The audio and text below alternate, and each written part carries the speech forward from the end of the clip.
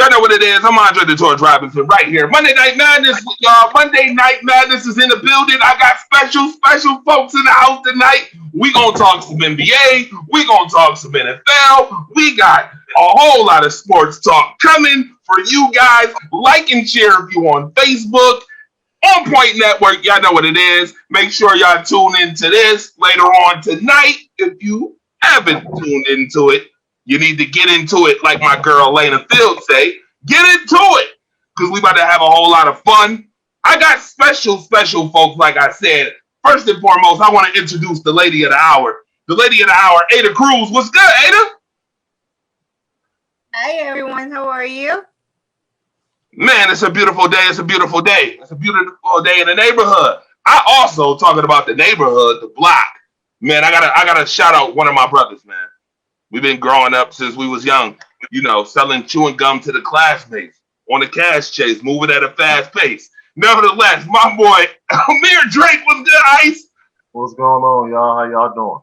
Man, listen, you think they ready for this show, man? Do you think that they ready for Monday Night Madness? You think they ready? They better be glued to their seats today. Man, listen to this, man. Listen to this. This gonna be a whole lot of fun. And I got my brother from another mother, right from LA. He is from Rams country. He is the statistician guru. He is the trivia maestro. The man, the myth, the legend, the deadeye. What's good? Eric, man's up. What's up?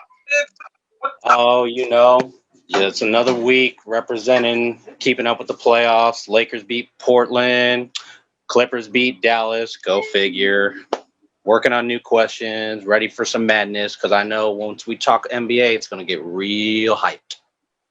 Oh, yeah. You already know. Listen, we got to kick off the show the right way. We got to kick it off the right way. I would be amiss if I did not kick off the show the correct way by starting off the show with Jacksonville talk. Jacksonville talk. Yeah, boy. Of course we gonna kick off the show with some Jacksonville talk. I should have worn my jersey. Well, you know the saying, ladies first. Ladies first. Your shirt does say Dear Karma. Dear Karma. Dear Karma. When it comes to the Jacksonville Jaguars, you are a beat.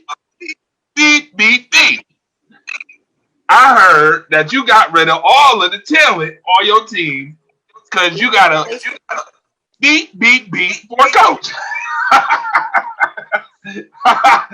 Ada, what's up with this Leonard Fournette talk? What's going on? So listen, I don't know. So after the regular season, there were several rumors saying that Leonard was going to be one of the people that was possibly being traded during the offseason. And then Dave Cadwell got in a presser and said, no, we never talked about where those rumors are coming from. So people kind of left it at that. When I woke up this morning, the last thing that I thought that I would ever do is find out that Leonard Fournette was gone. And it wasn't something expected. None of the fans had any clue what's going to happen.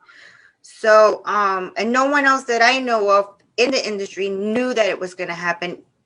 Doug Marrone said in the press conference that it had nothing to do with his attitude. It had nothing to do with anything else. His performance at training camp was the issue.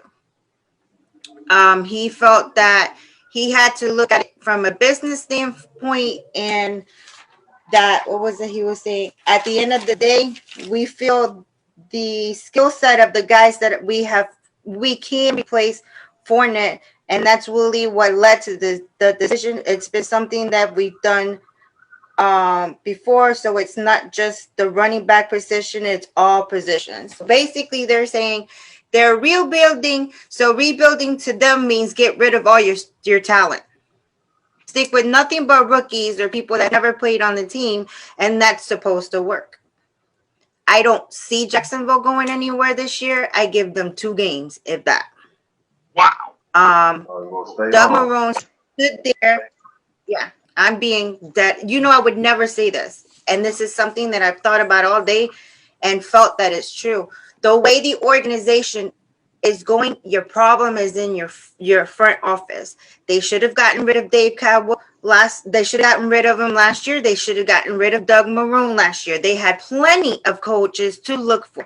When Rivera came out, I was the first one that said that he should have jumped on him, but he didn't even do that. He took faith in thinking that if he threatened Dave Caldwell and he threatened Doug Marone, everything was going to be fine. No, you got rid of Calais Campbell. Who does that? You got rid of Yannick because he threw a fit. There's a problem in the staff. There's a problem in your coaching, and your players want to leave. And as an owner, Khan is not doing his job. He's not. He's allowing these people to run the team into the ground. Is he too And busy if they're worried about tanking AEW? because they want, huh? You too worried about AEW? I don't know if he has hands off into AEW because that's Tony's job. Okay. That's Tony's baby. Yeah, his son Tony, that's his baby. He's actually been working for years on AEW, was never given the opportunity or had the finances to actually fund something like that. And he finally got it, and AEW is picked up. And he's also part of the management in Jacksonville. Maybe Tony's doing too much. Maybe Khan's leaving these people to run this organization, and he's not realizing what's going on. I myself think Doug is gone this year. And if Doug makes it the length of the season, it's going to be a miracle. People are tired. We are tired. Yeah, that's my whole thing. I want to know, why did they renew Doug Marone if they was just gonna get rid of all the talent? That doesn't make sense to me. If you're gonna rebuild, you might as well. And it's him. He stood at that presser and said it. He stood at the presser and said that it was his decision. If he didn't say it's our decision or it's Dave's decision, no, it was Doug Marone who made the decision. How can you base his talents this year on some bull of a training camp, because they couldn't even really have training camps because of the situation with COVID in Florida? Correct. They were a little stricter down here. So how can you base his ability to move this team forward on a training camp? You don't have nobody. This Chris Thompson guy, I don't trust with my life. They got rid of him from the Washington football team for a reason. He's injury prone. He's not going to do nothing. You don't feel the same about Fournette, though? I love Fournette for the rest of my life. I believe that he overcame so much. He lost 50 pounds. He gained a bunch of muscle. He came from a hamstring injury that I can personally tell you I had the same exact one. It is painful. I am still going through recovery for it. I still get pains from it. That have kept me from doing what I want to do. He came back and came back hard. Last year, this man, he made over 1,000 rushing yards. His total, just his 3 years alone, he's made 2,631 rushing yards with 17 TDs with no offense. He had nobody. He worked with a rookie. He was with a rookie. You threw in Minshew as a rookie because paper-made boy Nick Foles couldn't hack it. Ooh. So you changed the whole game scheme on it because you threw in the rookie because Nick Foles couldn't do nothing. And that man built himself to work with Minshew. That was his go-to. What you and say? Then you're gonna do this? What you say? Don't try to pack it if you can't hack it. Don't try to pack it if you can't hack it. Nick Foles done went to the Chicago Bears now. He's on the Chicago Bears. Oh boy, interesting enough. I'm throwing out applications for people that would like me to represent their team this year. No, all type of faith in my team. Open, the application is open. With new team application. Applications are open. Yeah, I'm taking applications. What's going on, Ron Thomas? I won't. What up, Ron? What's up? I think Jacksonville will be the new 0-16 this year. Oh, jeez. I wouldn't put it past you. I think they get 2, and that's giving them too much. Dang. Wow. So, obviously, from what's been reported, the marriage between Leonard Fournette and the Jacksonville Jaguars was rocky. It's divorced now. The team waived the former fourth overall pick on Monday and declined his 5th-year option. Yeah, definitely did that. They've been 11-21 since the AFC Championship game. I'm looking at his stats right now. 666 carries. 5th. All right, 200. Like she said, 2,631 yards with 17 rushing touchdowns. He had a career high 1,152 yards in 2019. He averaged 111.6 yards from scrimmage last year, which was 4th in the NFL among running backs. All right, so the Jacksonville. Mind you, can you add in one thing I want to say this.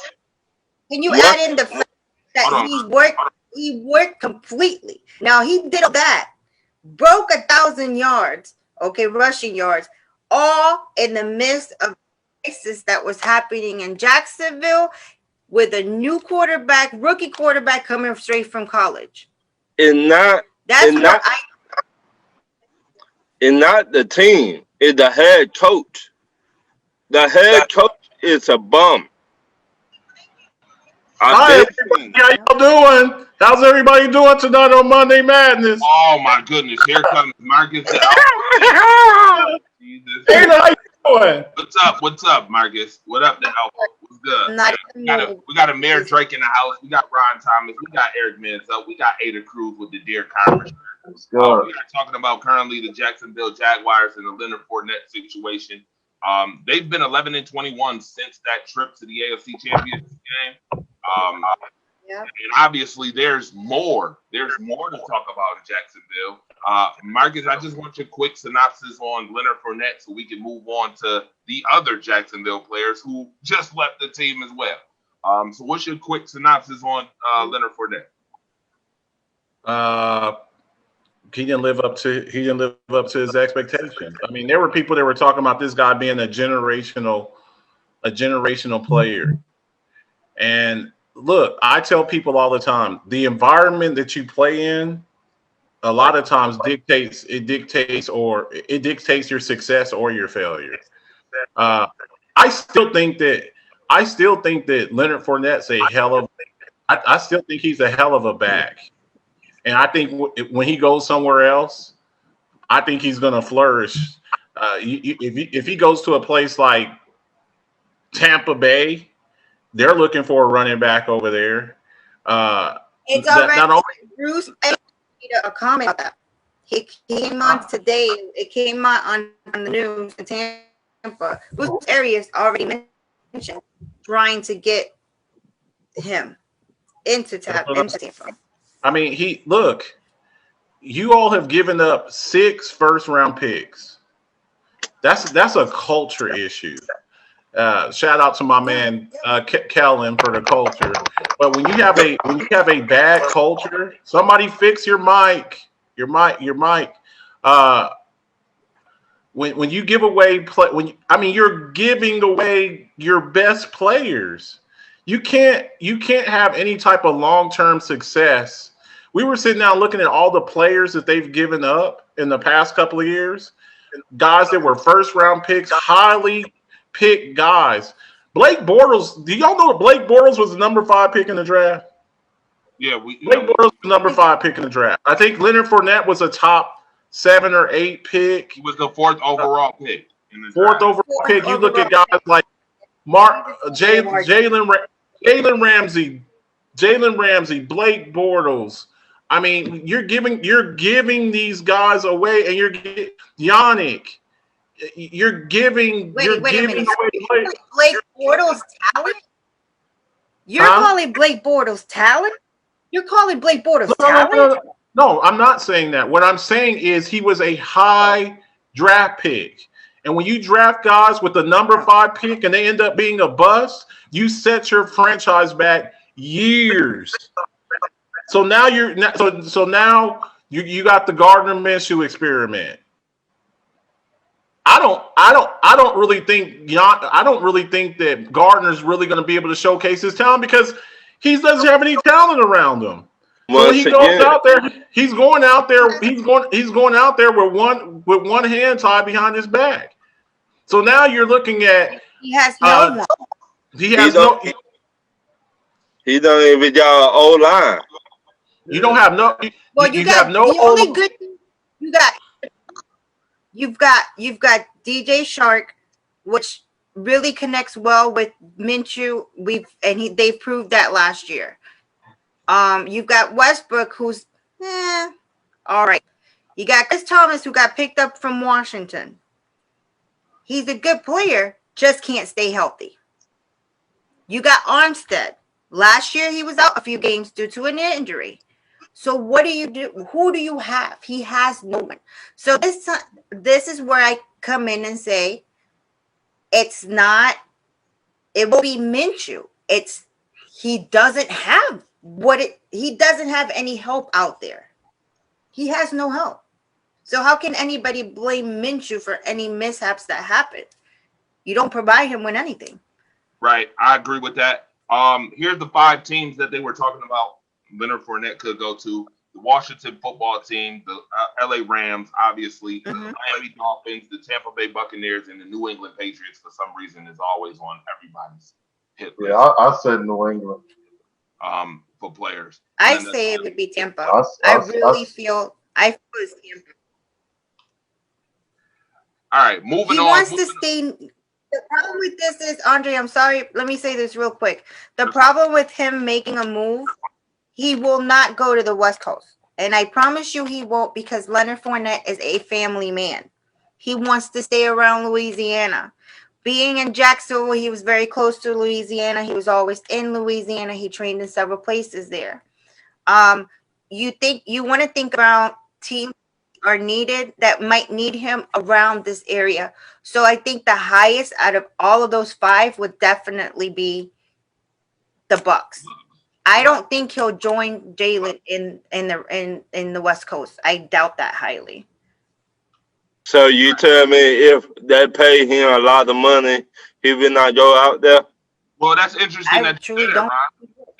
It's very interesting that you say that, because he's coming off his rookie deal now. Yep. So it's a contract year. So it's a contract year. Yeah, I kind of feel bad for Jacksonville after looking at some of their numbers, to be honest. We're talking about him going to the Rams. No, I just was saying, if they want him and he asks for a lot of money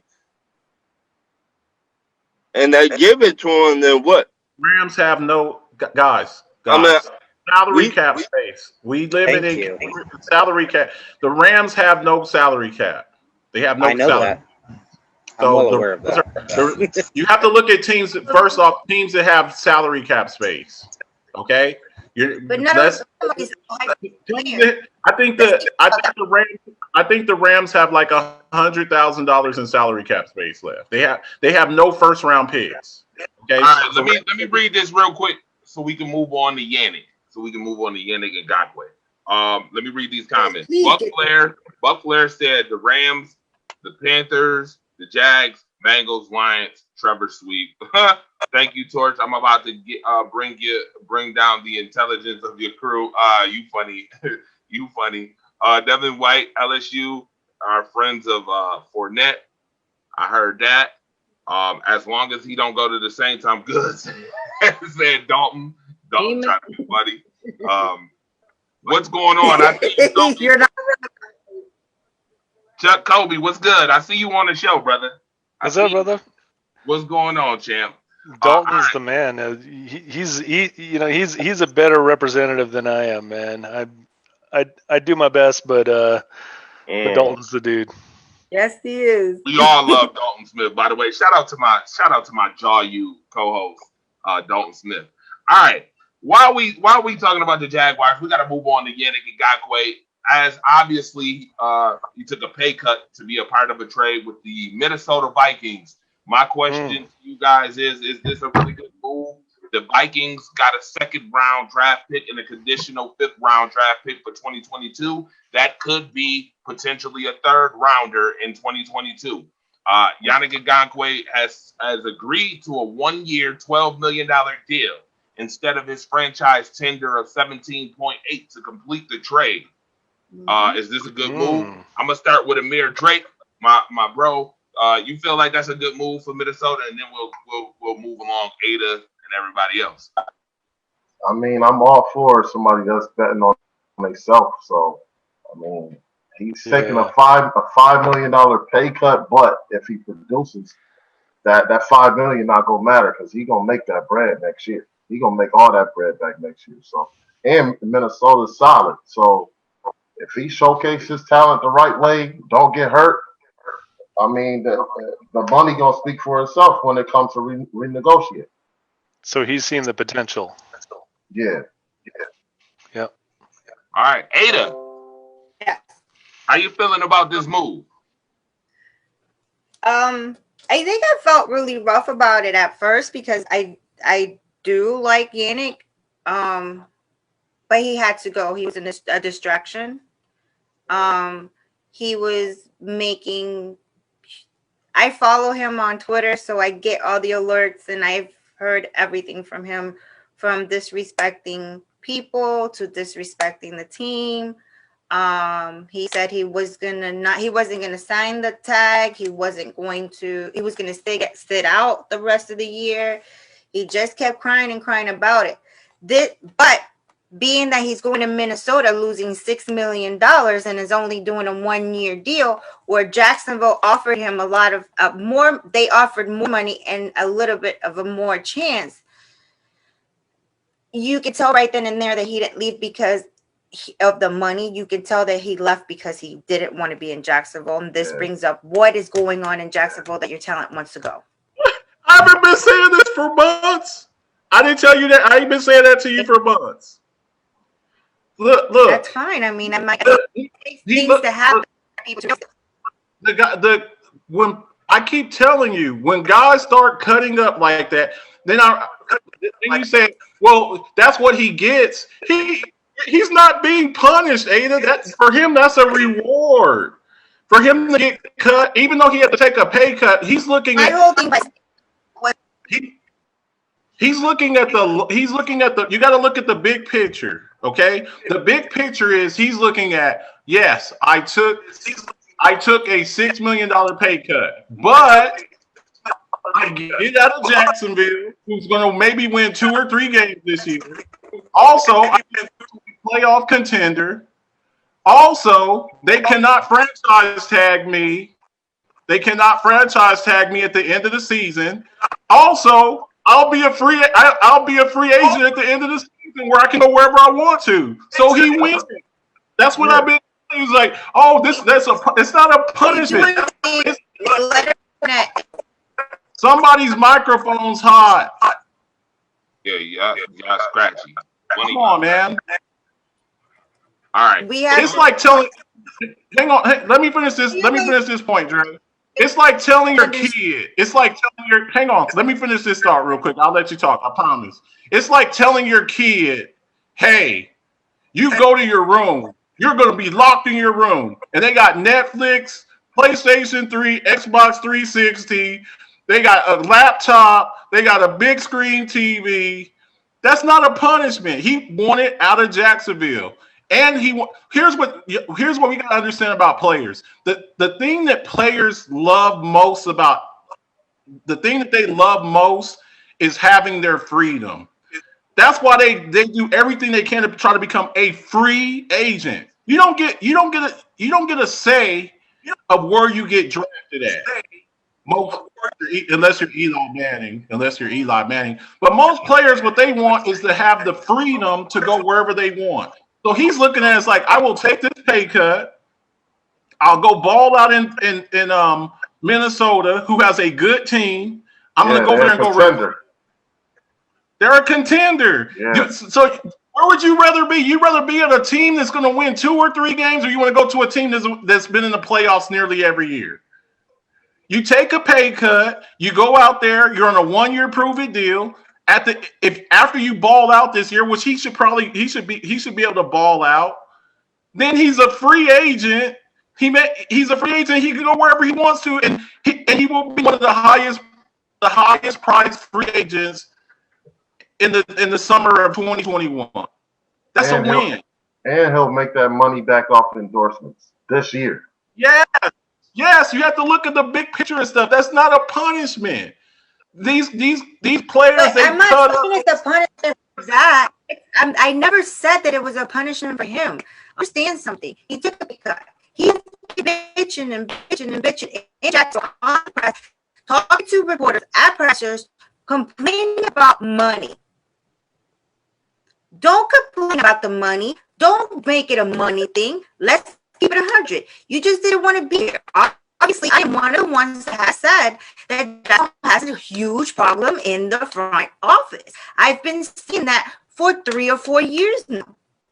They have an issue with the front office. You have talent that is out there. If we did it in 2017 when we went to the championships, why is it that now you change up things and now you can't produce? We cannot blame this on players. We have to blame this on the staff. We can't carry players because they don't like it here. We had Tom Coughlin making it impossible for him. Leonard Fournette was one of the guys got reimbursed for $20,000 because he got fined for something that should never been fined for. And Ngakoue got fined $25,000 for something he had nothing to do with. Other players were fined. Jalen was fined. You have to look at the pattern. And Ngakoue was just wanted out. The problem is nobody truly wanted Ngakoue or give us what we wanted. Leonard Fournette was the same thing. If you look at the report and the presser that Doug Marrone did this morning, he clearly states no one wanted to give them what he was worth. They had to look at value, and looking at the talent that he has, his value goes up. So then you want more. Nobody wanted to pay that. Yes. Do you make that? Was it the player, the talent, or is it? It can't be the organization when it comes to a trade. You're getting a player. You're getting a really good player. I'm gonna say no one's gonna give up assets when they know when you're just gonna cut them. You know what I'm saying? It's either you cut him, either you just release him, or we're just gonna sit here and wait. I'm not gonna give up. They wanted to trade him back in the beginning of in the beginning of the off season. There was already talks that they were already trying to trade him. They could not find anybody that would take him because they were asking for too much. He was cutting. What you mean asking for too much? The man is full of talent. He's got an issue. He has a hamstring issue. Last year, obviously didn't do anything. He did very well last year on that hamstring. When I'm talking about draft picks. I'm talking about draft picks are very important.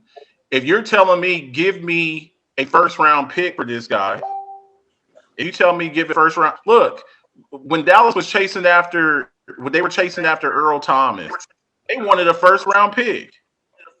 It's your value is what somebody else says it is. You know what I'm saying? We said no, we'll give you a second. Somebody else said they'll give them a first. Okay, well then you can have them. You have to look at what you're willing to give up for somebody. So that's what I'm trying to tell you, Marcus. Value must not be that much for them not to find anybody to give them what they wanted for him. So they have no choice but to. That's not. I don't like asking for let him play this year. I think they should have let him play his 4th year because he's only played 3. He should have played his 4th year and then talked and cut him at the end of the season, or trade him maybe by then, make bigger and better moves, bigger numbers. He would have been more valuable where we could have gotten at least a 1st or 2nd round pick for him. Let me ask you something. Do you think DeAndre Hopkins is worth a 1st round pick? No. Was DeAndre Hopkins worth the first? DeAndre Hopkins. Absolutely. Okay, well, they didn't get it. Well, what I'm saying is your value is what somebody else. That's why we all laugh at Bill O'Brien because they gave DeAndre Hopkins away for a bag of potato chips and some magic beans. Okay, your They value is did that what with somebody. Elias. They did that with Elias too. To Elias, And that's where over here that's where the some that's where the G.I. good Joe. that's where the good teams come in at because you get your value. You're never going to get the total value of a superstar player, but you try to get as much as you can.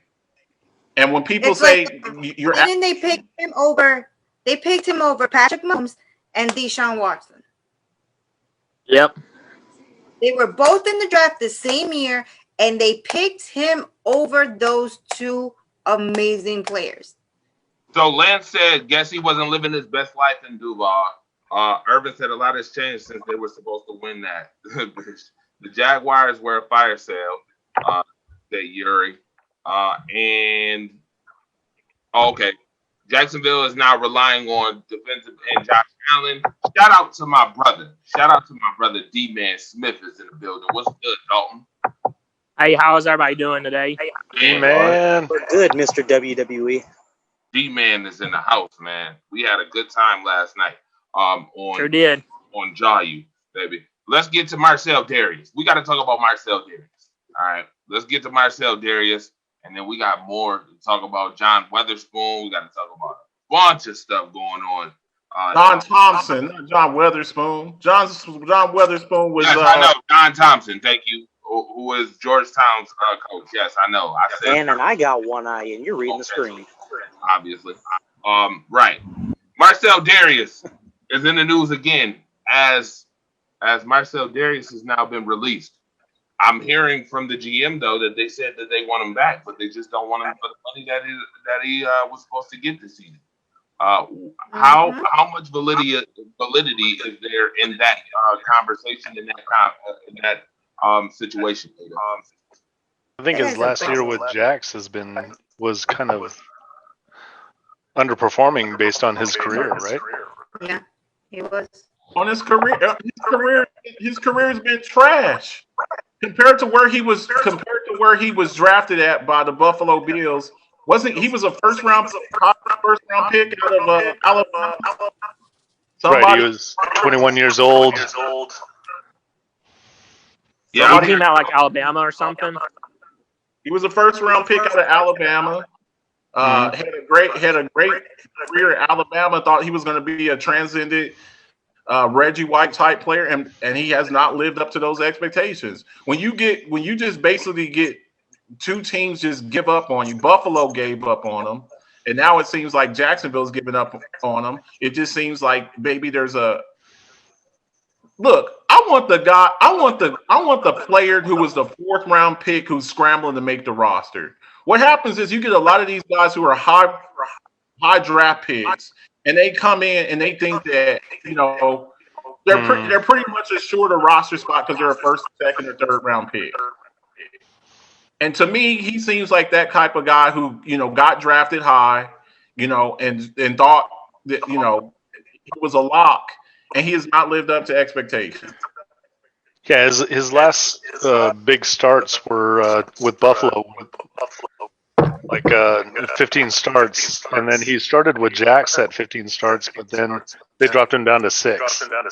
Correct. Absolutely.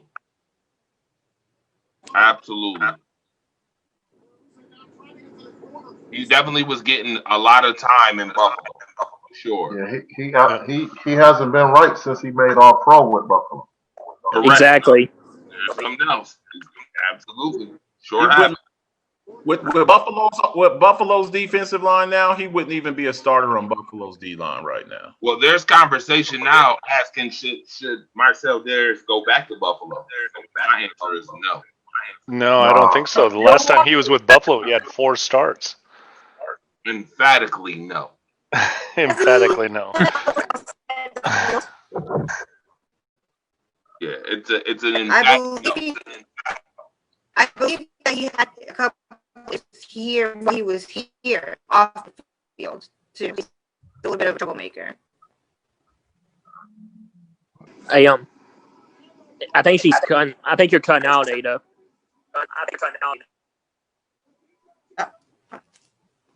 Can you hear me now? Somebody got an echo going on. Real Off and bad. on. Yeah, It's an off and on echo right now. Okay. yeah, I hear the echo too. Everybody mute your mics real quick.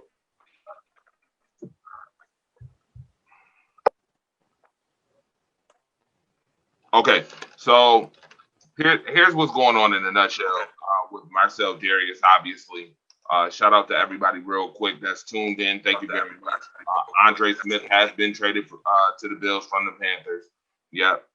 Chuck Thomas, I agree. Yo, listen, Ada been dropping jewels on the show. Shout out to Ada Cruz. We got the Alphabets on the show. We got Amir Drake on the show. Dalton D-Man Smith is in the house. We got Dez, what's good? Dead Eyes in the house, and we got Chuck Kobe. So one at a time. This is what I'm gonna start doing. I'm gonna just start calling people, and we're gonna do it this way, so that there's no interference. All right. I think Marcel Darius needs to go to a place where he can end his career, maybe with a playoff run. Shout out to Ron Enix, and it's time for him to let it go. That's what I really think in a nutshell. I mean, he's been on multiple teams. He's just underperforming. It's time for him either to put up or shut up, and that's all to it. Because when he was here, he did a lot of talk. He was all right with the Bills D line for a while, but other than that, he's been an underachiever. Ada,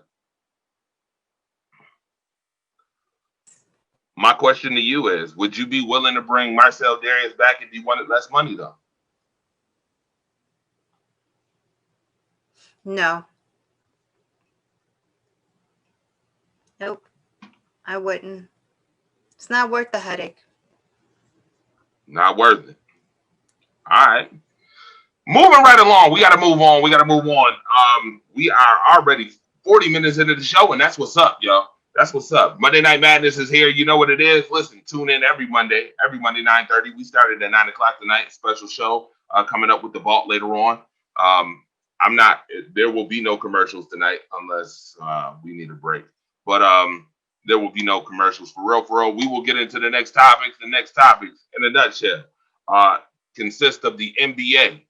Obviously, we're going to talk about somebody first because I need to talk about this young gentleman. He has definitely been an influential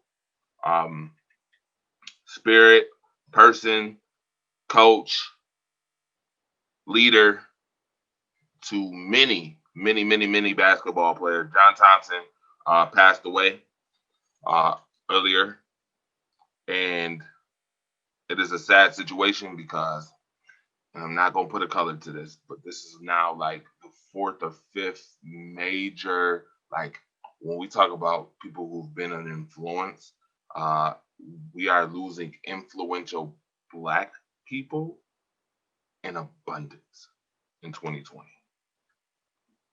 And I'm just being real. Amir Drake, I want to know what your thoughts is about John Thompson, my brother. Man, this whole week has been full of just, man, for the NBA community, for the basketball community, it's just been rough. Like, you lose Lou Olson, you lose Buffalo's GOAT, in my opinion, Cliff Robinson. And then you lose, like, man, the Godfather, man. Like, John Thompson is just so influential to the Lonzo Mournings, the Patrick Ewings, the Allen Iversons, just so many, like, just Hall of Fame players. And when you look on their pages, the first thing they say is, "This man saved my life." So that right there is, that's just heartbreaking. He done his time. He was so much of an icon at Georgetown. He put his son in position to coach him next. Yeah. And like, that doesn't happen. Like, your son take over the team when you leave. And his son was trash. Like, I'm just gonna be honest. His son was trash. You got too many athletes. You got too many athletes. Y'all rank top 5 every year, and you running the Princeton offense. That's not gonna cut it. Garbage. So but then on top of that, now you got Pat Ewing as the head coach. Like it's all because it all starts with John Thompson. And man, he had a great run. He's one of the best collegiate coaches ever, and he's gonna be missed. Well, to give more perspective on John Thompson, Georgia, he was a Washington native. Definitely coached Georgetown University basketball team to national prominence. Definitely earned Hall of Fame honors. Carved a place in history as the first African American coach to lead his team to an NCAA championship. Yes. And let's just be honest. As a kid, it was only 2 teams we was really trying to win. That was Michigan and Georgetown. Fab Five and Georgetown. Like in the black community, those were the starter jackets, the hats that we was trying to wear back then. And he's a part of that. And he kept that, he instilled that in the AI. And when the AI got in the league, he had the same effect in the league. He changed the league. So he passed that down to AI on top of having Hall of Famers. I remember the guy from Temple. The guy from Temple, and also Nolan Richardson in Arkansas. Yeah. Cheney. Yeah. Yeah. Cheney and Nolan Richardson in Arkansas. They were. But I think the Fab Five was more like a style thing. They kind of changed them, and maybe UNLV with the black socks and the black shoes, long shorts. The Running Rebels down there with Jerry Carcanian. I kind of remember them back in the day too, but definitely Michigan with the Fab Five, no doubt. All right, let me ask a question for everybody that's in the comment section before Ada goes ahead and says what she says about John Thompson. I want to know, because we just talked about Mr. Thompson winning the national championship, right? What team did he defeat to win this national championship? Ice, don't answer the question. I already know you know. I know you know already. I know it. You know it. Let's. I got a tougher question than that. Who did they lose to? Oh, that's a good question too. Who did they get upset by? They got upset by. Yeah, they did. They did. Now, John Thompson had a 27-year tenure. Obviously, he compiled up a 596 wins, 239 loss record in those 27 years.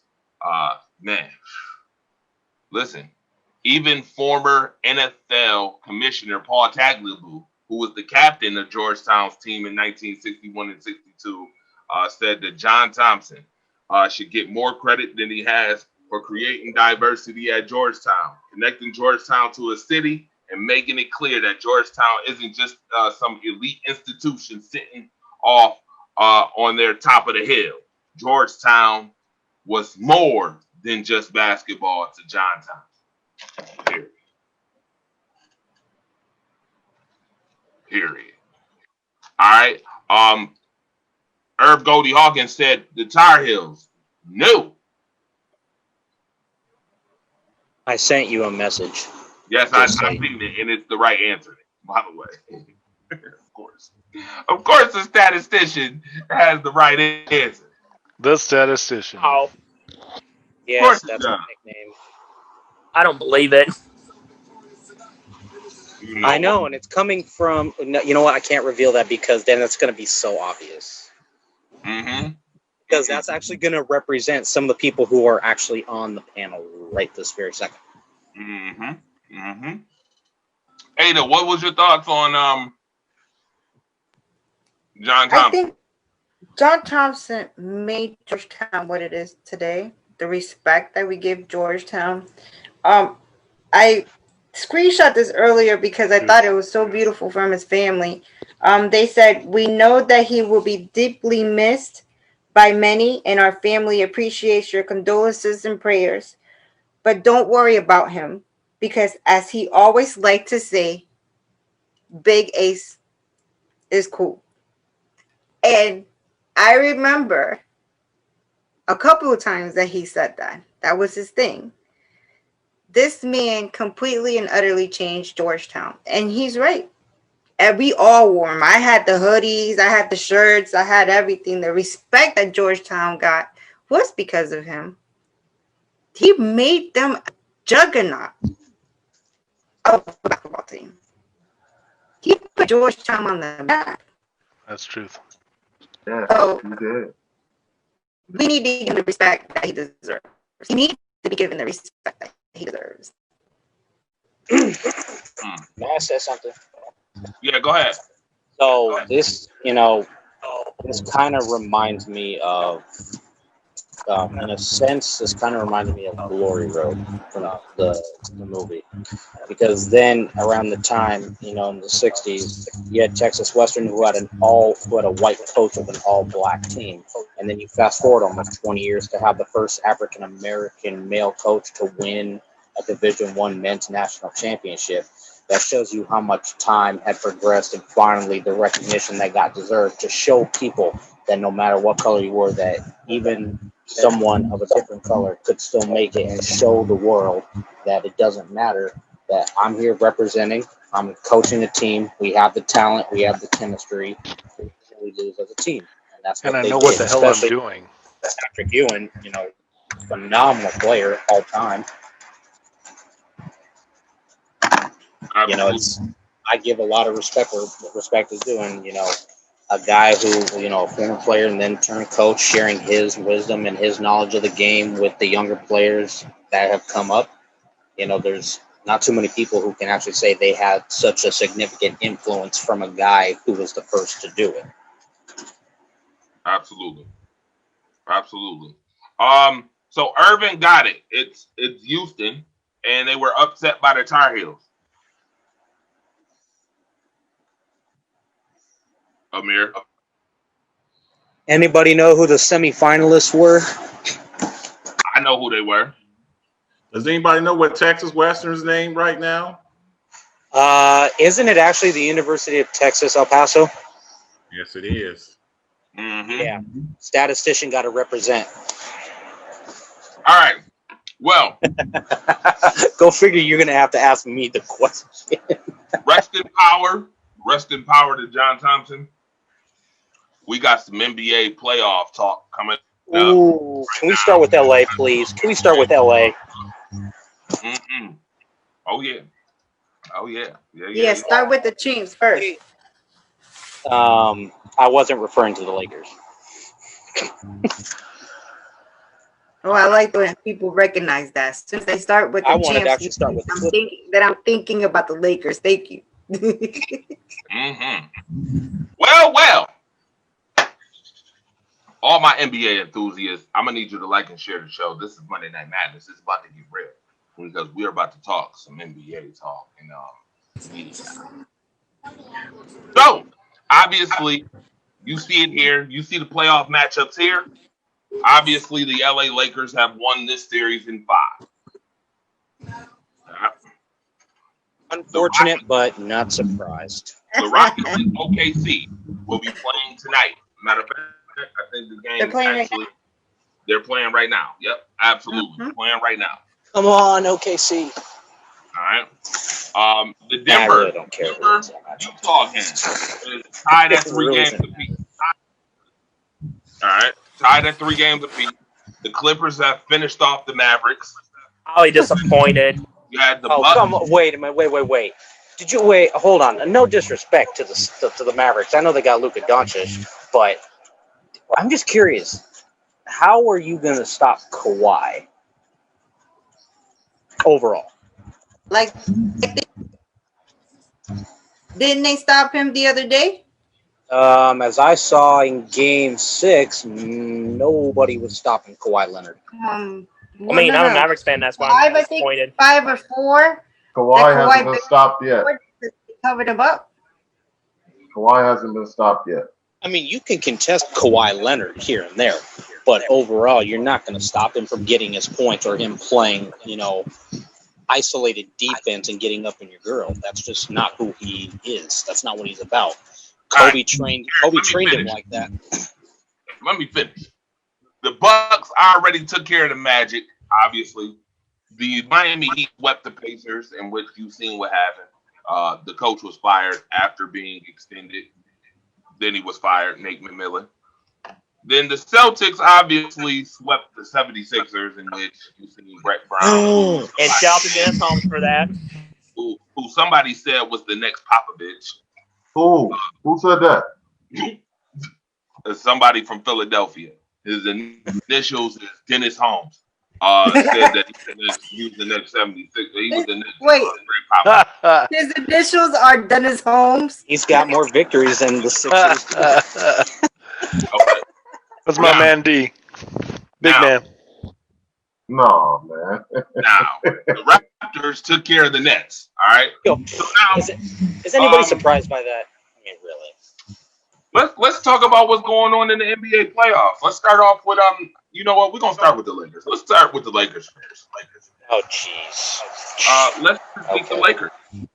How you guys feel about the LA Lakers? Amir, I'll start with you, then go to Ada, then I'll go to LA zone. Then we'll work. So we only talk about the Lakers? Go ahead. But we're gonna start with the Lakers first. Go ahead. Ada is a huge LeBron fan, so let her go first. Let the ladies go first. Let me correct you because you got that information very, very messed up. I am a Laker fan. Okay. You're a bronsexual? I am a Laker fan. I really really like LeBron, but I'm a Laker fan. Okay. So what were your thoughts about the Portland series and who they're going to play next between OKC or Houston? I think it's going to be OKC. I think OKC win, actually.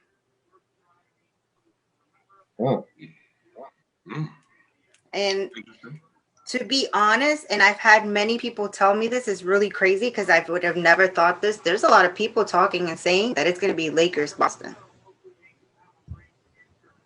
I said I think it's either going to be Lakers Boston or Clippers Boston. It's going to be an LA team for sure. It's going to be Boston.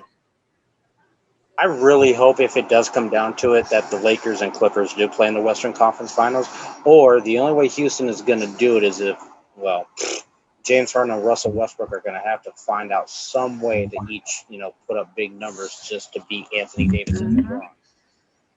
That's the issue. That small ball is not going to work against either LA team. No, it's not. And it's going to be LA. There's just something wrong with Houston not having height that's going to affect them if they were to play the Lakers. I mean, it's got something to do with Houston's coach. Oh, that too. He's not a. But I mean, as far as Houston's big person, it definitely has something to do with Houston's coach. Why do we feel the same way about Mike D'Antoni? Please explain this, because I want to talk. We supposed to talk about the Lakers. We're supposed to be talking about the Lakers, but you know what? Let's keep on the Lakers. We'll talk about the Lakers. You know what? Damn, I want to get into Mike D'Antoni so bad. Well, go ahead. The Lakers, if I'll put it to you like this: if we get the LeBron and AD that played the last two games of that last series, I don't care who you are, nobody's beating them. If LeBron is locked in, he's the best player in the world. Like, easily. It's not even close. Mm-hmm. But we have seen playoff LeBron. We've seen LeBron against Detroit, just flat out just destroy. And we've also seen LeBron against the Dallas Mavericks with Jason Terry check them one-on-one. So you just got to pick and choose. You got to pray you get that LeBron. You got to pray you get that killer. But I mean, by now, if you don't know by now that's not him, then I don't know what basketball you've been watching for the last 17 years. Like, LeBron is easily the best player of this era. But I mean, he has to be aggressive. You can't. At some point, you have to just say, "I'm not passing the ball," because nobody can stop him whenever he has that mentality, and he has proven it. 2010 now. Yuri said that the Celtics are going to take the defending champs home. We'll see. Yeah, see. we'll see. But right now, Milwaukee just got beat by by Miami, in which Yeah. listen. I got Miami winning the series. I have Miami winning the series. And we'll get into LA. We need to talk more on that. LA. Would be a pretty shocking upset, to be honest. You got the number one team in the NBA getting bounced. Here's what I have to say about LA. Game 1 looked real suspicious. I mean, Portland had been playing 8 playoff games in a row, so when they came to play the Lakers game 1, I think the Lakers underestimated them. But after game 1, the LA Lakers did what they should. That is adjusted. They adjusted well. They started playing better defense. Started getting more physical. Obviously, they were a more physical team. I talk about styles. Portland's more the run and gun style when we trying to score, and you got the team that's gonna try to beat you up, slow it down. And the Lakers, you got Portland didn't have enough. They didn't have enough. Portland didn't have enough. Right. Their energy basically ran out. You saw how they ran out of gas. Now a healthy Portland, it's a different story. Right. Plus they didn't have Zach Collins. But they don't play defense. Like they don't. So it's just like, hey man, if they win, I really do. Yeah, Dame played his heart out, man.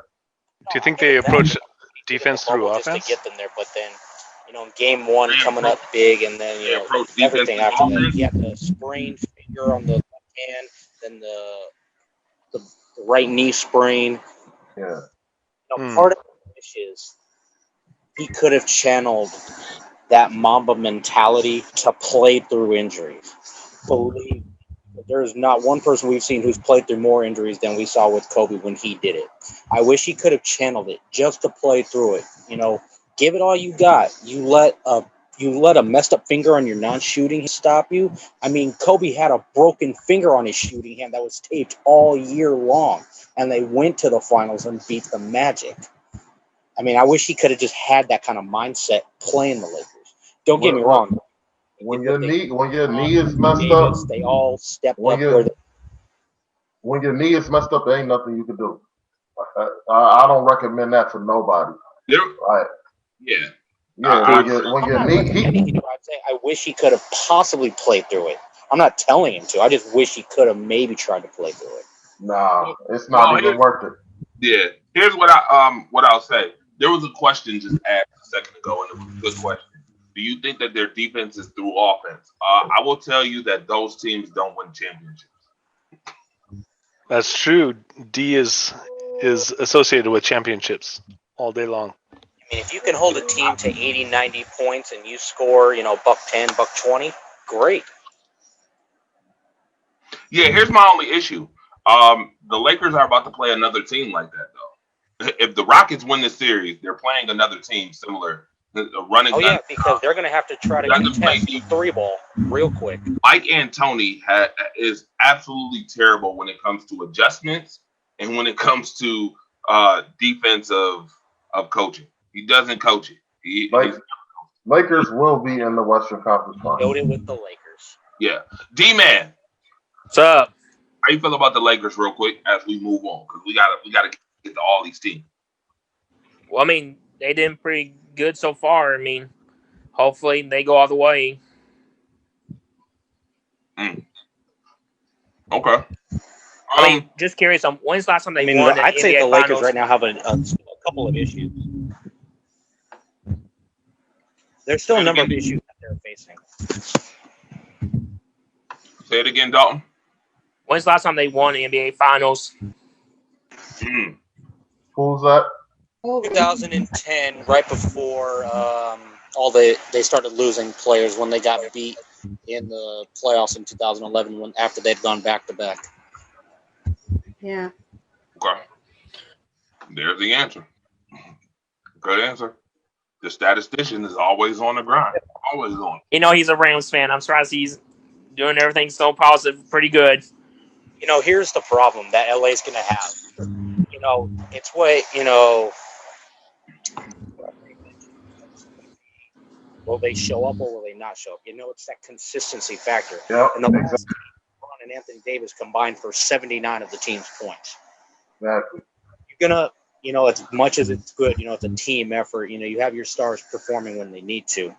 If that consistency factor is not there each and every game from start to finish, no matter how long the series goes, eventually that time that you don't have that consistency factor will catch up to you. Because no matter if it's on offense or defense, some part of your game that's not going to catch up is going to affect you mentally and physically later down the line. Because you did all that hard work, and then if you get to the finals and you don't put that same effort in, you're done. You have used up all your work and energy to get to that point, and now you've got nothing left in the tank to use to battle your last opponent. And to piggyback off of you, if KCP and Danny Green, if they shoot how they shot them first couple of games, LA's not winning nothing. They not winning nothing. It's over with. They're not going to win nothing. That was literally like a dunk tank with you standing in front of it and missing the red button every single time. Absolutely. That was bad. Let me read these comments too. Buffalo said Lakers versus Bucks. Giannis on a mission and now shut him up. I don't think that's happening, but we'll talk about it.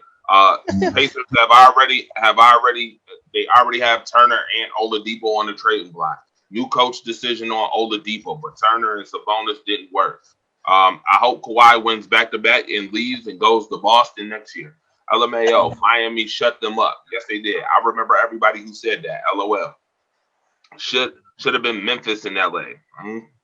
No. Houston, small ball and no coach. Yep. I like the Jazz to come back and finish them.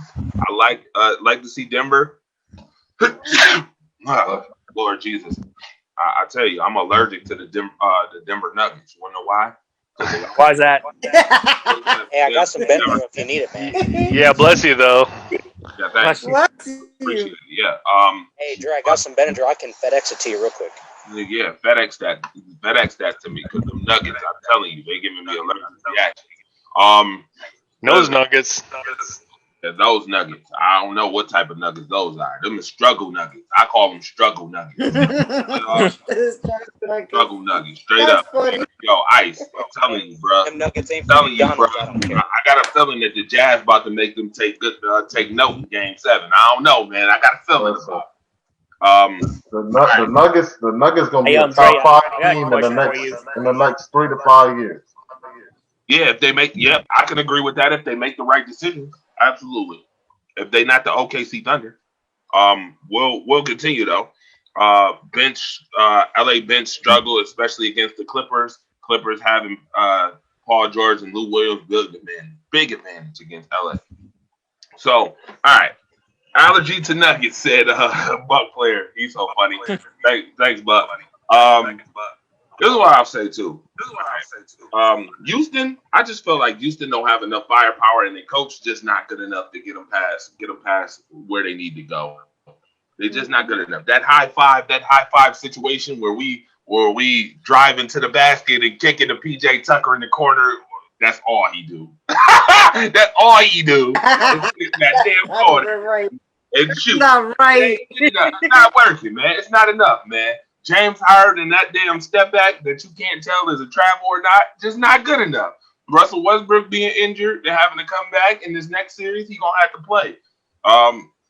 I just don't feel like they got enough. I feel like that the LA Lakers can't sleep on them either because let's be clear. Houston can put up points and they can do it in abundance, but Houston just don't. I don't think they have enough firepower. I think LA wears them down in that second series. I think the Jazz will beat the Nuggets because I like Donovan Mitchell over Jamal Murray. I'm gonna be honest with you, even though Murray's put up 250-point games in this series.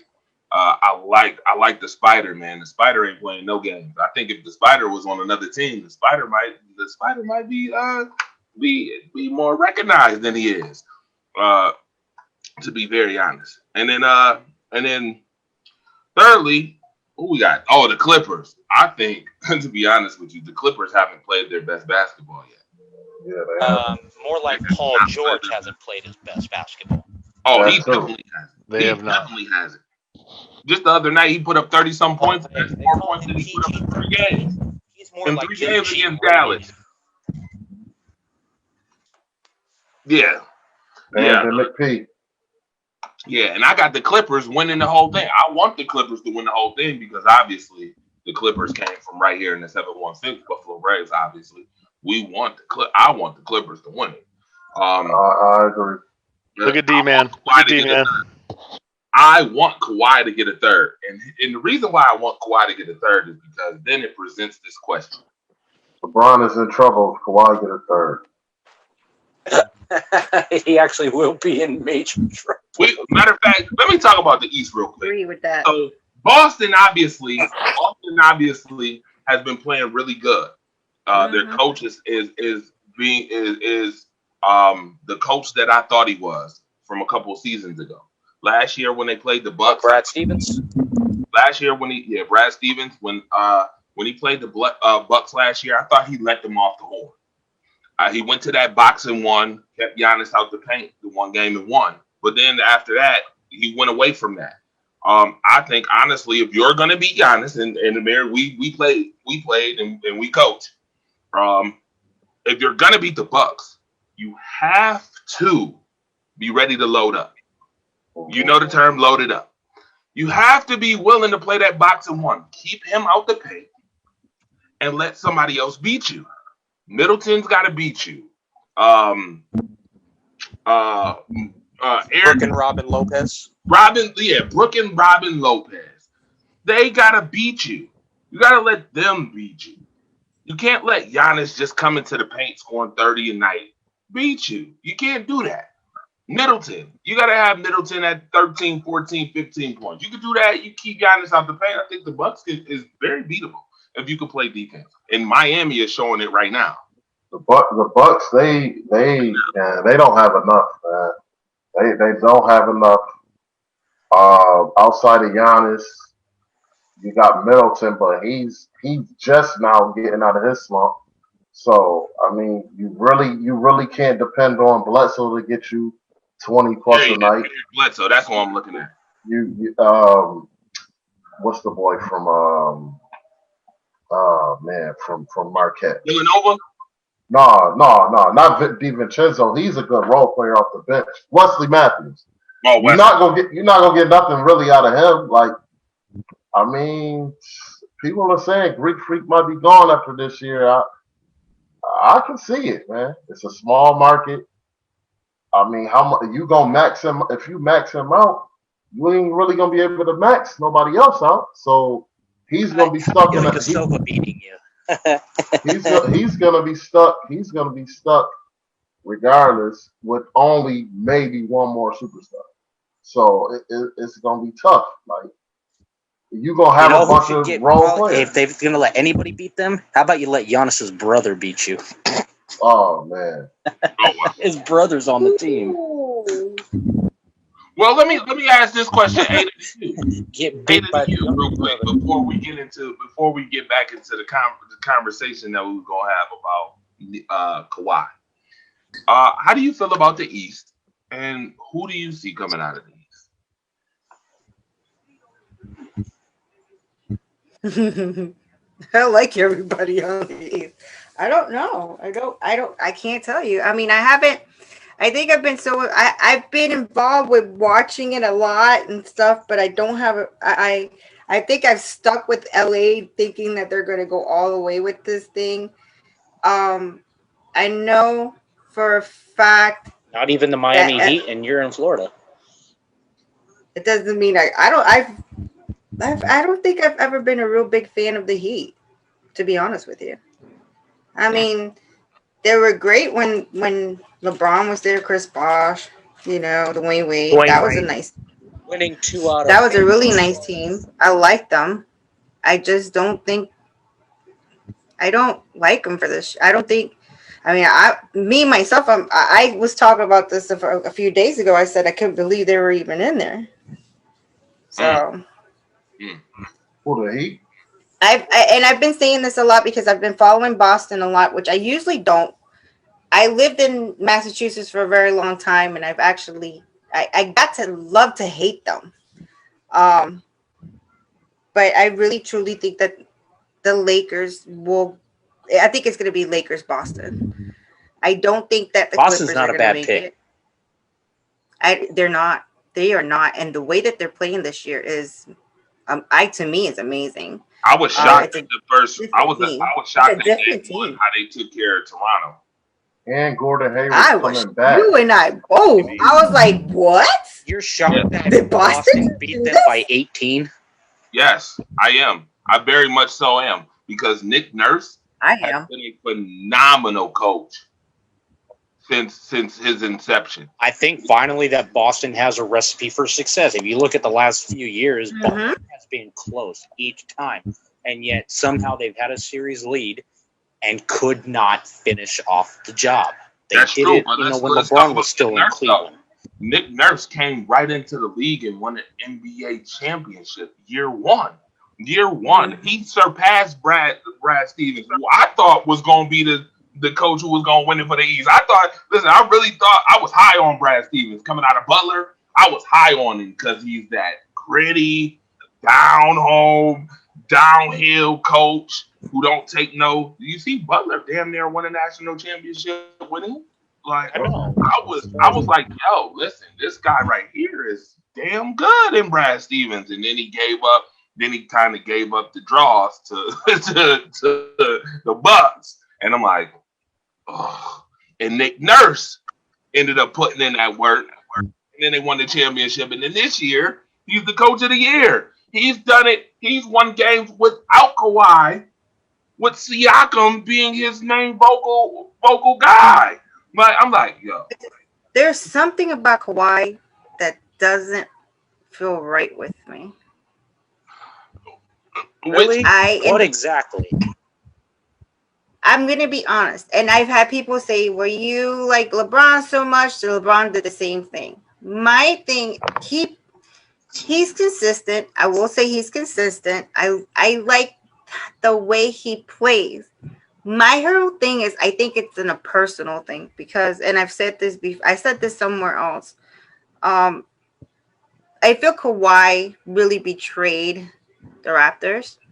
Oh, And I'm telling you this because these people literally gave everything for him to say in Toronto. The key to the city, a humongous parade. He was the focal point of everything in Toronto. They loved Kawhi. And it kind of, to me, it seemed like he was trying to get revenge on LeBron James and say, you think you are the king of the West? I'm going to show you who the king is. And made that move to, now this is my opinion now. Yeah, everybody has and their made that opinion. huge move, the Clippers. And then how he got on Twitter, said the real king of LA has arrived. That tweaked me a little bit. now was that really him? It was like, Was that really I got Kawhi? me. Just Come on, now. He don't even talk. So you think he's Why? just gonna go crazy on Twitter? Yeah, I've got a few. I think it's a competition thing. You Who's see, going to there's be? a few things that have with Kawhi that I've really noticed ever since his time with San Antonio. You know, I saw him as a defensive prowess in San Antonio. You know, the battle he's had with LeBron when he was with Miami. y'all better watch how y'all talk about Kawhi. Going to Toronto, and I've mentioned this before, Dre. You have heard me say this numerous times. That's why I'm coming for you. You better watch your mouth. Ada is okay. I get where Ada coming from. She all right. You I want mentioned this. Yeah, I'm worried about Toronto, yes, they had Kawhi, but had Golden State been healthy, Clay and KD were not down with injury. There is no way I don't care who Toronto had at the time. There was absolutely no way, if a fully Golden State team was healthy, that Toronto would have even won one game. But here's They my would have got one. Well, even without the It with the doesn't injury, though, take Curry just threw 2 3 people points. to win. It doesn't take 2 people to win. So just because those 2 people were out doesn't mean that your team is not strong enough to win. Nah, they wasn't beating. They Basically wasn't beating no depended Golden. the whole time they were depending on them 2 to win. They wasn't beating no Golden State. Well, y'all saw what with happened, though. full Curry healthy was Golden shooting State. threes Nah, instead it of was- 2. Y'all should know. Y'all If you look at the saw 2 that. games in Toronto that Golden State won, Well, and that we've seen. Golden State Well, went here's out the to thing. a We've 1 seen point lead KD in the come first back. quarter. What happened? You see Yeah. what happened? KD put up 13 before he got injured again, and they was winning, right? Yeah, Yes. he was winning by double digits in the first So, I quarter, mean- and he tore the Achilles, and Or that Achilles. bothered me the most. That Toronto cheered that he went down. That was one of the most disrespectful things I've ever seen in It's sports. called competition. That's what it's called. And the hate that they have between those 2 teams, remember that things happen on the court that made them do what they did. I don't agree with them, but I can understand where they're coming from. No, but even the Raptors players, even like Kyle Lowry, who we all know is the leader of that team, even with Kawhi, he was still the leader of that team. He basically addressed it. He addressed the crowd. Like, no, this is not what we do. This is not how we do it. But at the end of the day, they were not beating Golden State healthy. Yo, But Ice, you still gotta play 5-on-5. Ice, we can't let him off the hook like that. Because last night, We all saw what happened. Curry shoot threes and missed it. At the end, he should have had 2 points. no, I'm not talking about that. But you know what amazed me was I'm Kawhi's no, decision Hold when on, he Eric. came out here. I'm talking about the fact that you skipped on the fact that Golden State cheered when Kawhi got hurt by Oh, they did? Kawhi got hurt by your boy you're from referring Golden to- State. Oh yeah. I didn't know Zaza. that happened. What was his name? What was the Zaza. Zaza Pachulia. Pachulia. Stepped on his ankle in game number 1. I know. Yeah, let's not forget that. I didn't know that happened. Let me go back to the Kawhi thing. I just think that I think that win in Toronto made him real uppity. Ooh. Well, you Real gonna be uppity. highly upset. Hold on, watch this. He still doesn't talk. You gonna be He Yeah, barely has interviews. Like he barely talks to interviews. So I hate that. he was basically everybody in Toronto knew. The whole league knew it was a rental. Like he was a rental for a year. They all knew he wasn't going to stay. and if we That's talk what- about somebody who got played, I feel like DeRozan got played. They wasn't going to win the chip with DeRozan. What? They I wasn't would going have. to win. No. Come here. We might disagree on this one. I was DeRozan. hold on. Watch this. I was the person who watched Kyle Lowry before Kyle Lowry last year, and Mike Lowry was more explosive in the playoffs than Kyle Lowry was before last year, brother. I was very skeptical on Kyle Lowry. Very skeptical. But also with DeRozan. He wasn't doing nothing. You don't think DeRozan was the better player than Kyle Lowry? His numbers never increase in the playoffs. Big time players, when the playoffs come, when it's on that big stage, the numbers go up. That production goes up. You can't be averaging 22, 23 throughout the season and in the playoffs. You got an impact. You got an impact. And let's just be honest. Whenever they play against LeBron, they get demolished. Sweat. Yeah. Sweat. Like that's what I'm saying. So bye-bye. Why on the team though? Huh? You think Kyle Lowry? You think DeRozan playing with Kawhi and So you're saying they should have kept DeRozan and traded Lowry? Yeah, I agree. Who's gonna be your point guard? Because at that time we never knew Fred Van Fleet was gonna be what he is now. Filthy. But he's still not better than Lowry. Like no, you can't sit here and have both of them. Like, no, Hey, that wasn't Jay. gonna work. That trade would have Hey, never Jay. went through. Okay, so I've been quiet this whole episode, but I got something to say about that DeMar DeRozan comment you just made. Go ahead. So I forget, what was it, game 3 or game 4? When LeBron hit that little floater Yes, sir. in Toronto. Yes, sir. Correct me if I'm wrong, but when your head coach of the year at the time, Dwayne Casey, doesn't have you on the floor for the last 5 minutes of the fourth quarter, what does that tell you about yourself? Maybe Dwayne Casey obviously didn't want him out there because he was hurting the team in some sort of way. When you're not out there, when the team really needs When you're the not leader, out there and you the star player, exactly, that says a lot. That says a lot. Well, there's a rumor saying that DeMar might be going back next season. for what? He said for what? I'm not. If I'm Toronto, I'm not taking them back. For what? We got our team. We got a good coach. Like we set for the next couple of years. All them boys is young. OG is young. Siakam is young.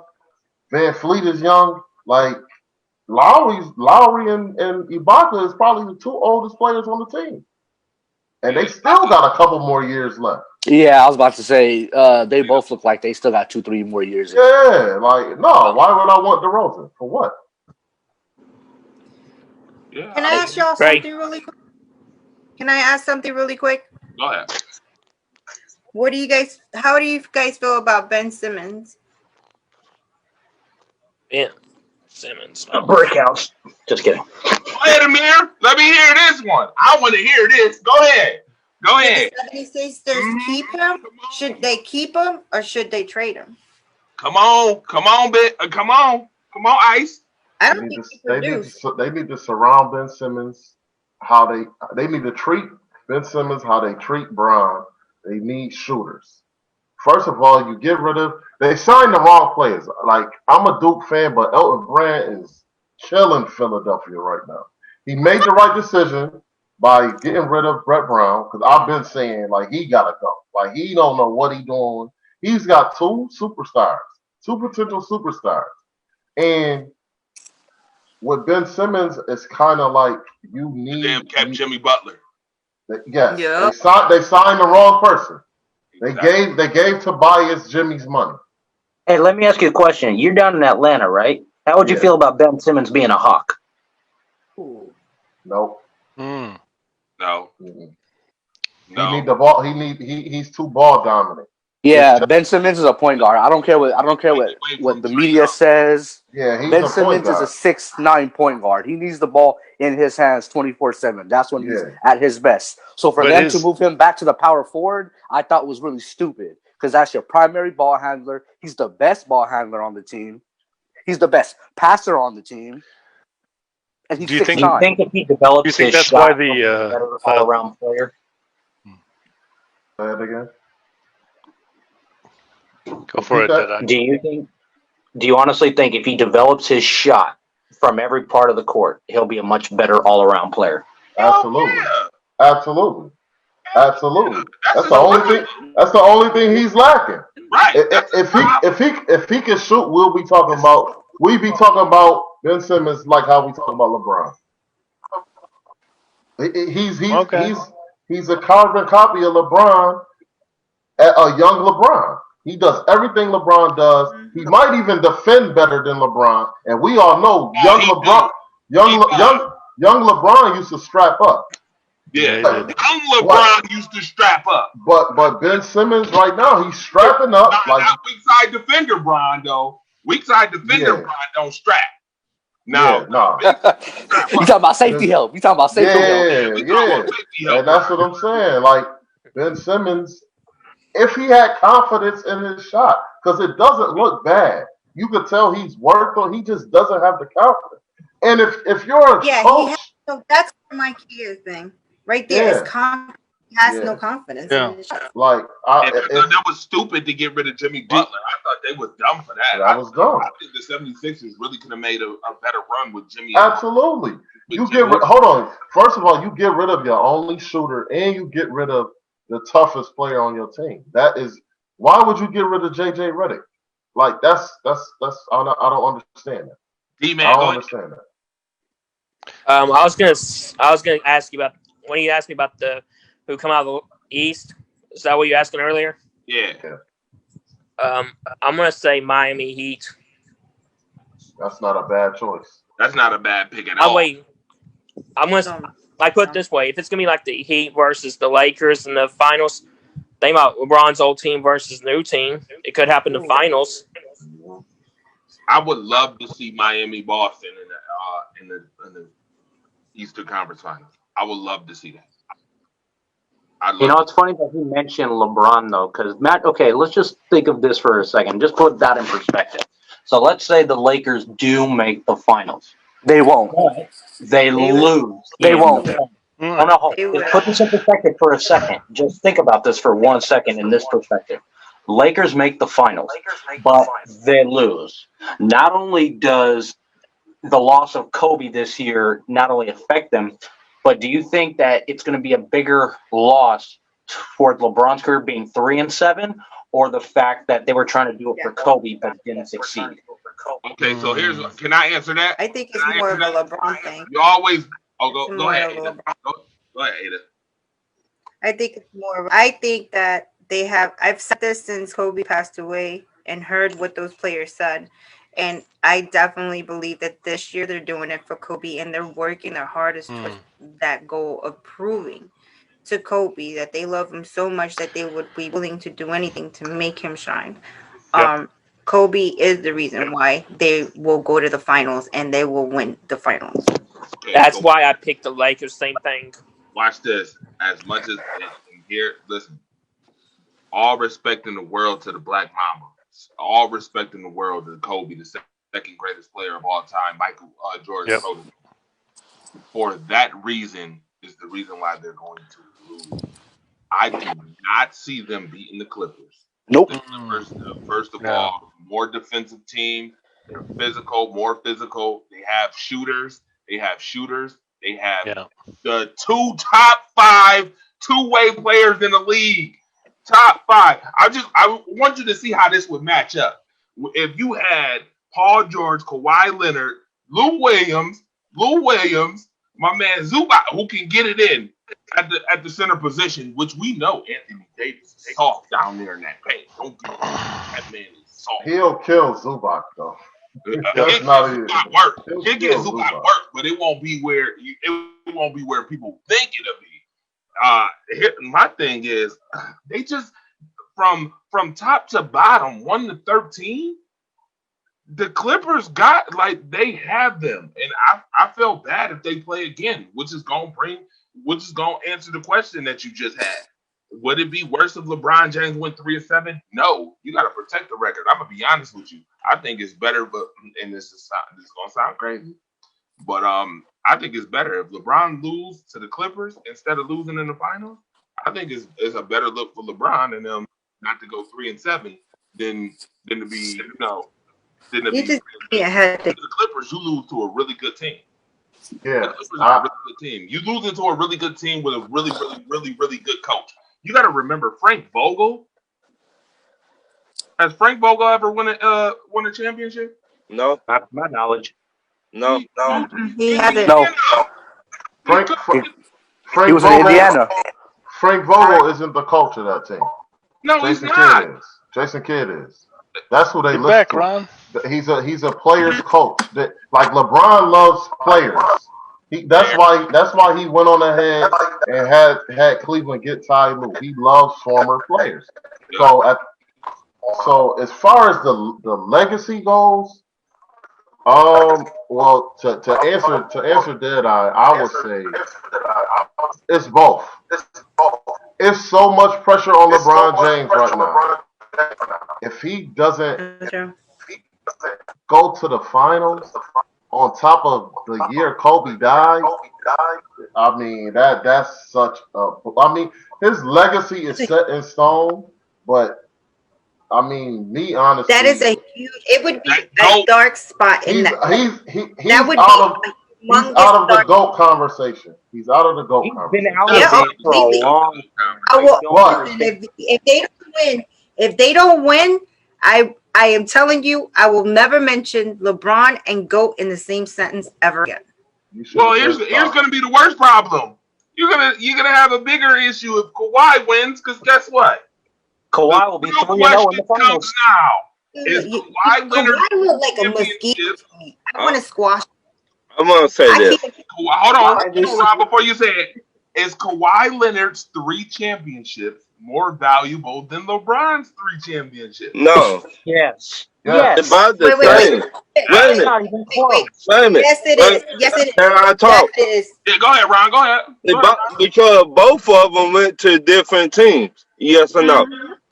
Yes or That's no? irrelevant. That is totally No, Yes. irrelevant. no. I finna put up. Both of them went to different teams and won championships. Yes or no? That's Okay. irrelevant, though. They're not That's, irrelevant because that's irrelevant. how? It is irrelevant. I'll tell you exactly why it's irrelevant.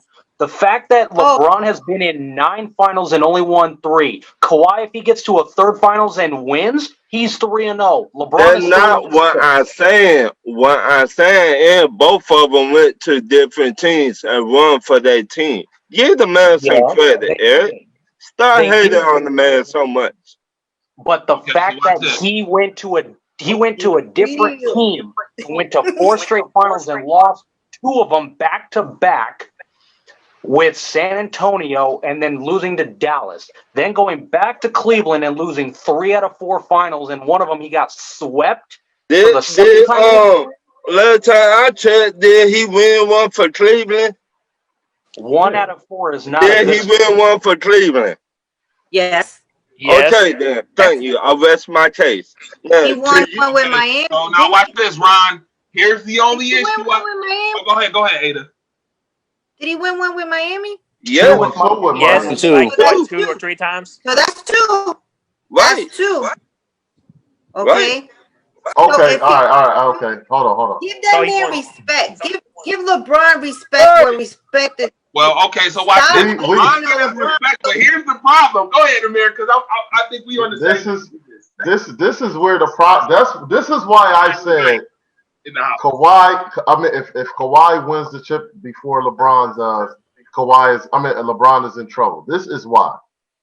This is their 3rd team, both of them.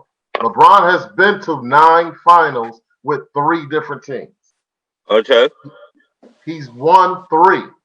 Right. Kawhi he'll be won 3 titles with 3 different teams and has been to the finals. What?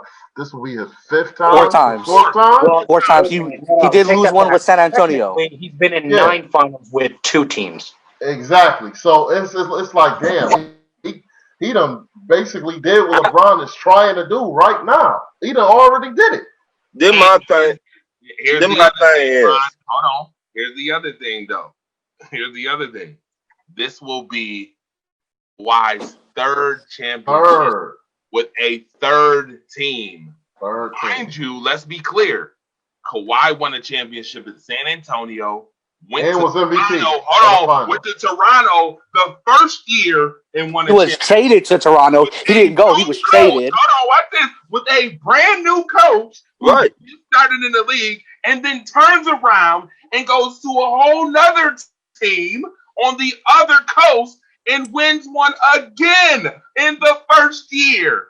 There's no comparison. Wait a Kawhi minute. would matter more because of the road traveled by. Okay, I'm gonna ask y'all. Do Kawhi trust Paul George? The Paul George finally just showed up the other night. It don't matter if he trust. No, you Trust got Paul to George. trust. No, He trusts you got to himself. trust your He teammates. trusts himself. He trusts himself. When you show up when it matters, yeah, it does count.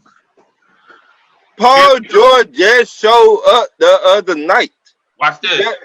Ron, I get what you. And they still won 4-1. Hold on, watch this though. Ice.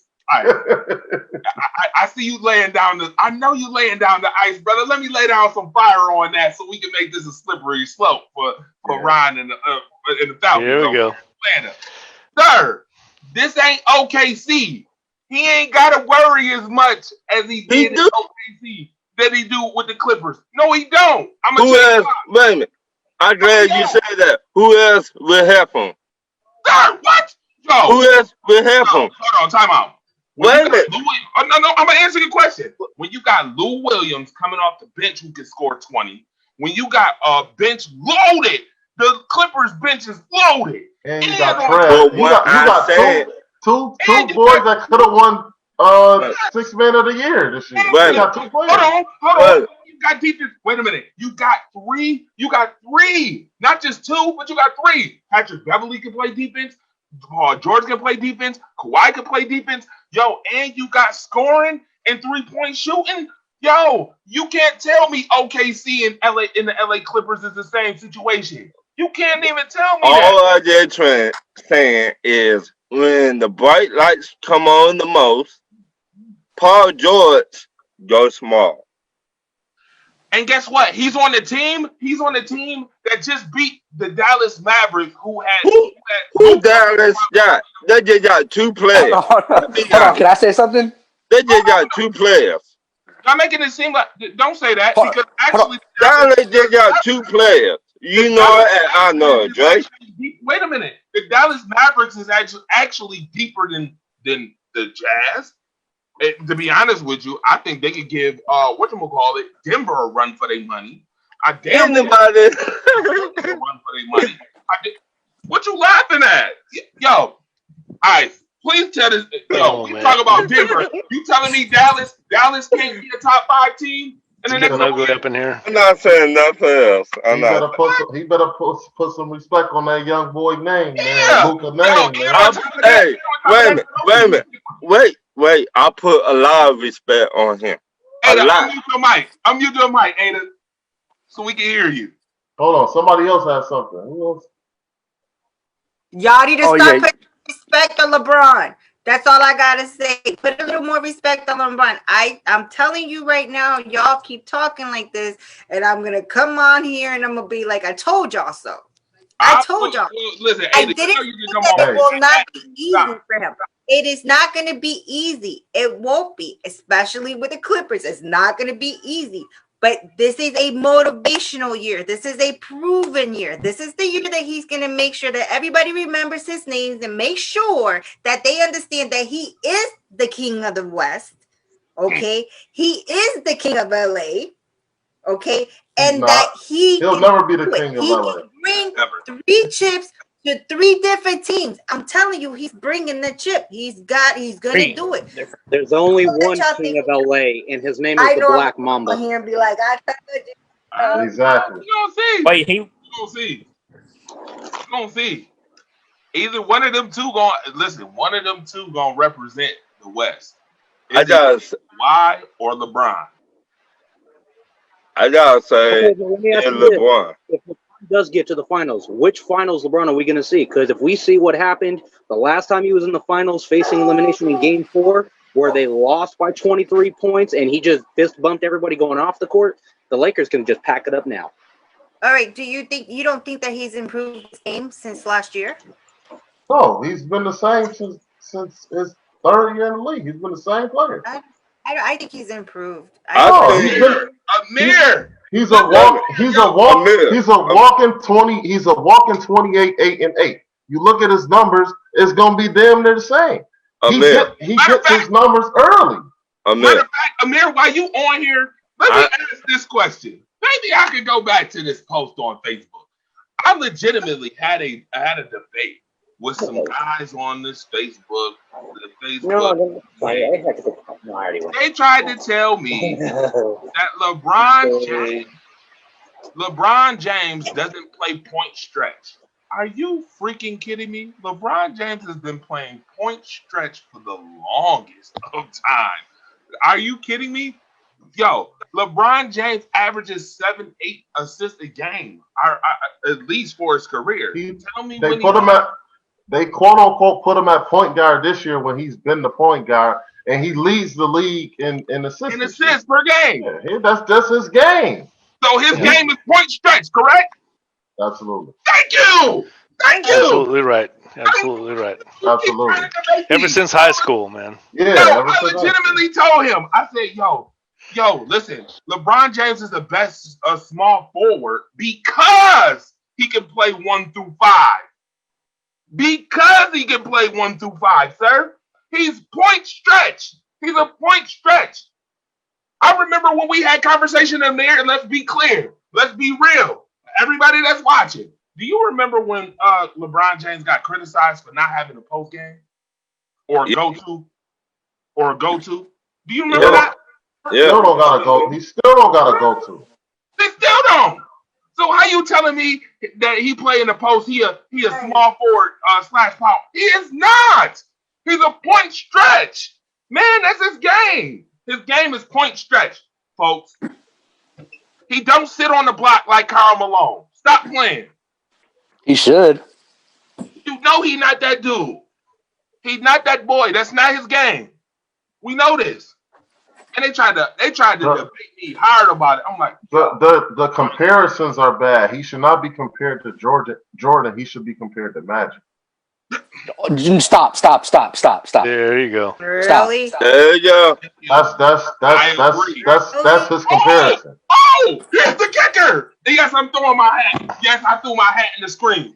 Somebody legitimately tried to tell me LeBron James is the best passer of all time. I'm done. I'm like, what? LeBron James is the best passer? LeBron James is the best passer of all time at his position.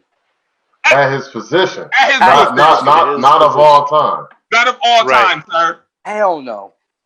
I couldn't believe it. I'm like, what? What in the hell made you? He's not even the best passer in the league right now. This man legitimately tried to tell me on the show. I'm in the group chat. Yeah, LeBron James is the best passer. He's better than Stockton. He's better than Nash. He's better than Kidd. I'm like, better than Nash? Really? He's not a better passer I don't than know Chris about Paul. I don't know about Kevin Nash now. He's not a better passer than Chris Paul. Yeah, He's not. I think people forget about Chris Paul in his prime. I really do. He's not a better passer than Chris Paul. So how is he the best passer in the league? He's not even the best passer in his class. At the end there of you the go. day, LeBron James could be the best player out there. People have certain feelings about how he plays, how he moves from team to team, how he does this. No, that has nothing to do with it. Anything he does is bad or is not good enough. I don't respect anybody who compares LeBron James to Michael Jordan. There is no comparison. The only player that I've ever considered even being anywhere close, we're talking on the field, on the court, off the court, is Kobe Bryant. That is the closest, in my opinion, to Michael Jordan. He's one of those players that you cannot. LeBron will never be at that level. Yeah, you I don't think he will ever be at that level. But I'm just tired of people not really recognizing or at least respecting the way he is. He has an orthodox way of doing things. He has a difference. He went to the Lakers, and I feel like he did this. Like he did Miami, like he did Cleveland. Everywhere he goes, he builds a team.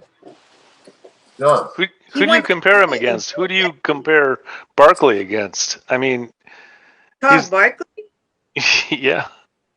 I've never compared him to anybody. I'm a humongous Charles Barkley fan. That's exactly what I'm saying. You cannot compare these people to no one you can to anyone else. Barkley. Only one person deserved comparison to Jordan. Period. Kobe. Thank you. That's it. I hate hearing people compare LeBron to Michael. I hate hearing that comparison.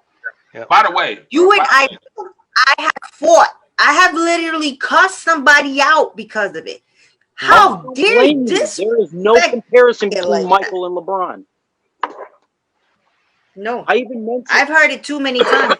That's the funny part. Dre, don't you remember me? I brought up their stats in the finals comparing these two and how they differ. Yes, I remember. By the way, real quick, we're gonna go to a quick commercial. When we come back, it's gonna be final thoughts for everybody. Um, and I want to know everybody's final thoughts too. We're gonna go down the line. 1 minute, 1 minute. You can ask a question or it could be a thought. And Monday Night Madness has been a whole lot of fun. All right. Thank you much. By the way, watch the commercial. This commercial was phenomenal. I love it.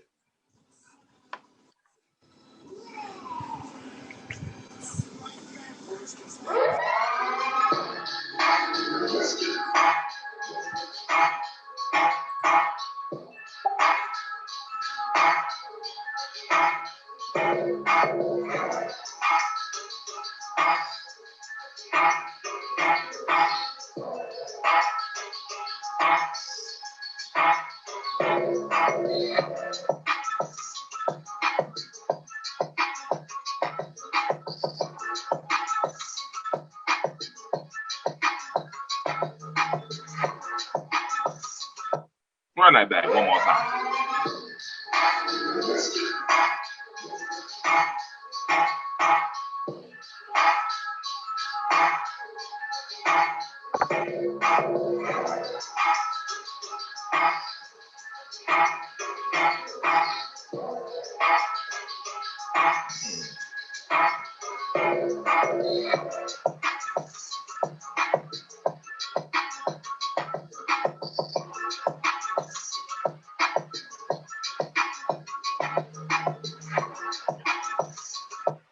Yeah, y'all seen it. Y'all seen it. Coming soon, coming soon. Y'all seen them cleats.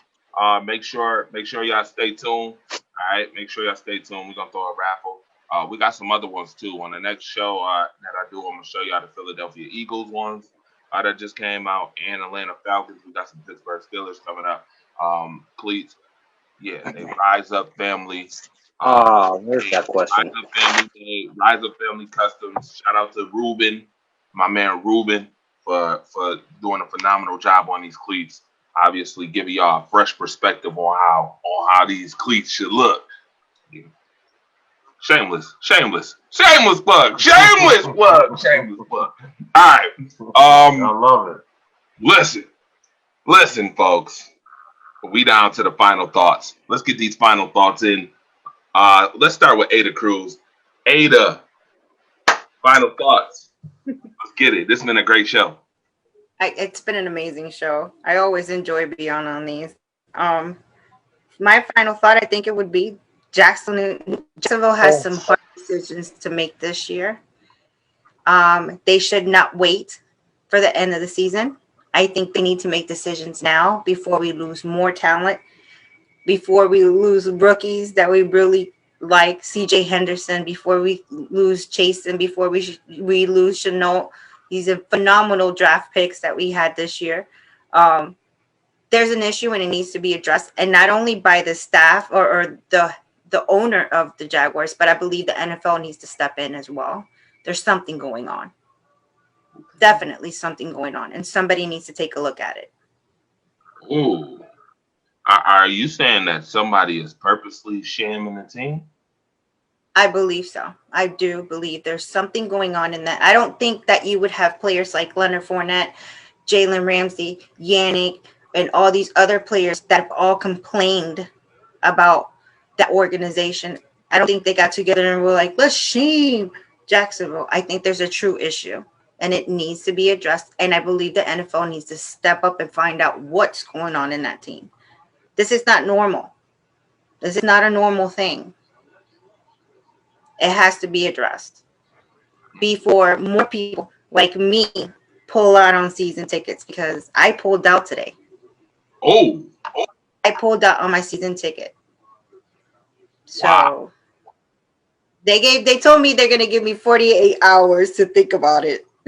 But I'm not done with my team. I love my team. I will ride or die for my team. But if nothing's done, I won't redo my ticket next year. My money went directly to next year's tickets. We have fans in the stadium. So I still have tickets for this year. But my season ticket, I pulled out. There has to be something done. Fans are done. Fans are completely done. There has to be a change. And the Lakers will win the finals, and y'all gonna be like, Ada, we love you. You were right. All right. My man. Cross the bridge, Humble Park Zone. Humble Parkway Zone. My man. Ice, what up, man? Mary Drake. My final thoughts. Just prayers up to the Thompson family. Prayers up to the Robinson family.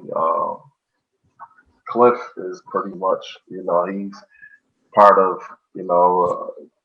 he's close to a lot of my family members.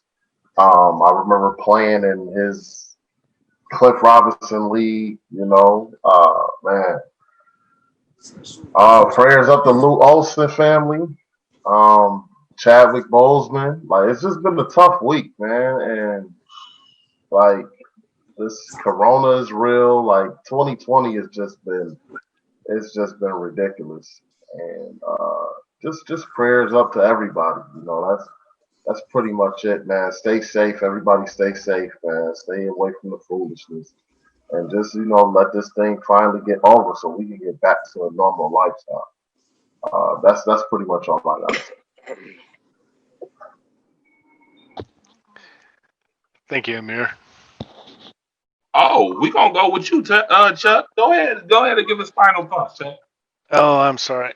I didn't mean to jump in on that. No, you all good. I really like what Amir just said, man. Props, dude. Thank you. So I got to go back to my first love, right, which is the 49ers, right? I have 3 teams that I root for. It's the 49ers, the Raiders, and anyone playing the Cowboys. So I'm with you on that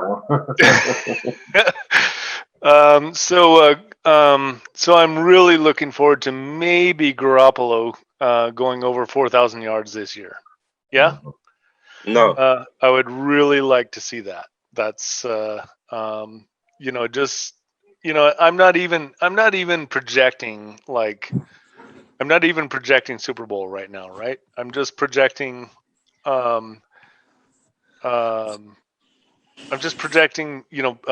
execution. That's really all I'm looking for at this point.